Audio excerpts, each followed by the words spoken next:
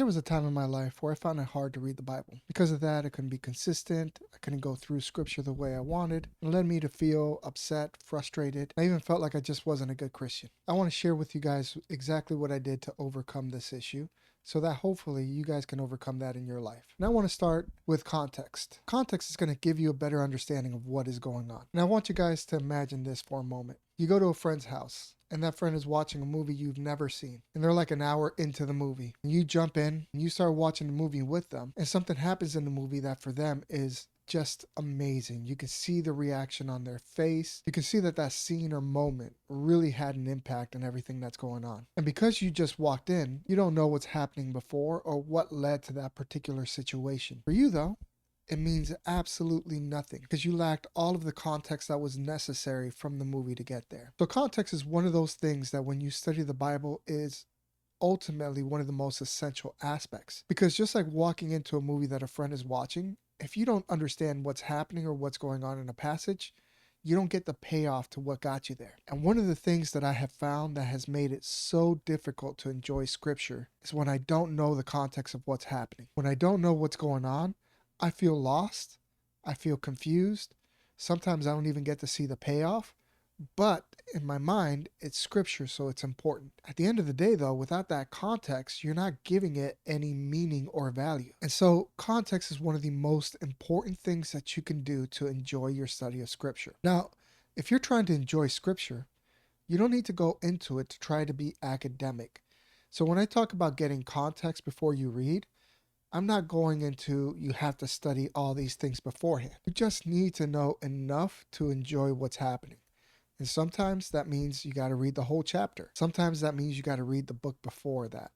Sometimes it just means you need the bare minimum information for it to make sense. That could just be who wrote it, where did they write it, and who did they write it to. Having that little bit of information can be more than enough for you to enjoy the context of what's going on. All I'm saying is get enough information where there's a payout to what you're reading, where that scene in the movie actually makes sense to you, where scripture actually brings about some type of meaning because you have something to go off of. And there are many ways to do that, but most Bibles will have, at the very least, an introduction section that will give you context as to what's happening in the book. And if you have a Bible with that, that can be more than enough to help you along the way. If you don't have a Bible with that info, sometimes a quick Google search of who wrote this book will be more than enough to get you the basics of what's going on. So context is the first thing I want to go through. Secondly, a purpose for your reading. I love when I'm reading scripture to just go in and be able to just read and enjoy what's going on. But a lot of times that doesn't give me an end goal to what I'm doing. And because of that, I don't have that end result of I did this. I just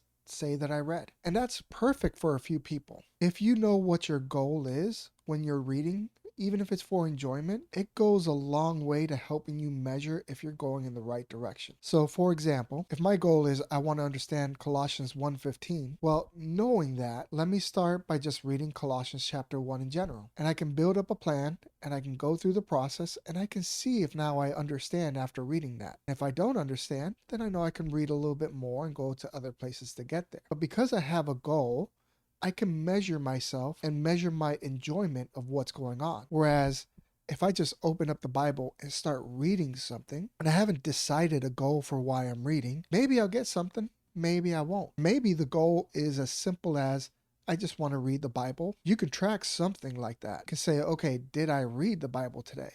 The fact that I have the goal makes me want to do the thing. Whereas if I didn't have that goal, more likely than not, I would completely forget to open up scripture and read because life is just filled with a lot of stuff. So in general, having a purpose or a goal can make it more enjoyable, can make it easier to go through. And once the Bible becomes easier to go through, it becomes more likely that we're going to do it and more likely that we're going to enjoy it. Now, I know many people have a goal of reading the Bible in a year or reading the Bible in X amount of time. And honestly, I've never found those goals very helpful at all because it moves around so fast, so quickly. A lot of people find themselves getting discouraged at a certain point. So if you're going to read the Bible in X amount of time as a goal, I would recommend that at least be flexible enough to know when to put it down and just go to what you've enjoyed before if you get frustrated or get bogged down on something that just is discouraging you from reading the scriptures. I have found that when I am surrounded by people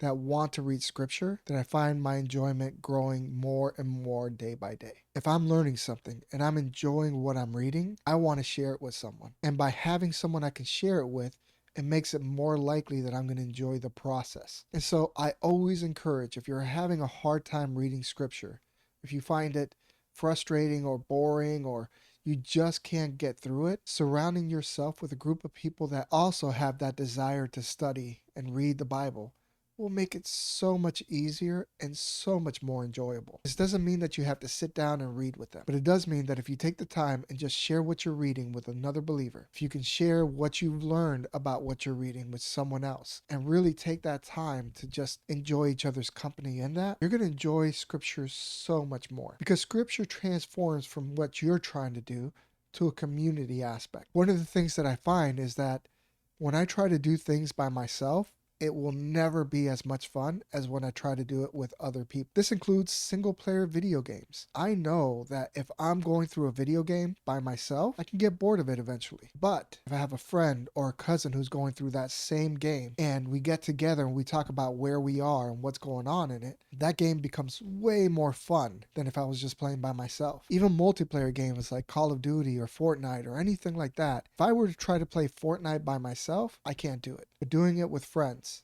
doing it with people that I enjoy hanging out with, makes it so much more enjoyable because I'm surrounded by people that I just love to be around and we're doing something that we love together. At the end of the day, we have this opportunity to be a part of a community that makes this growth so much more enjoyable and so much more fun. You don't have to go through scripture alone. And I encourage you not to attempt to try to go through scripture alone, but to do it with those that can help you through it as a community. As always, thanks so much for watching. God bless. Subscribe for more content like it.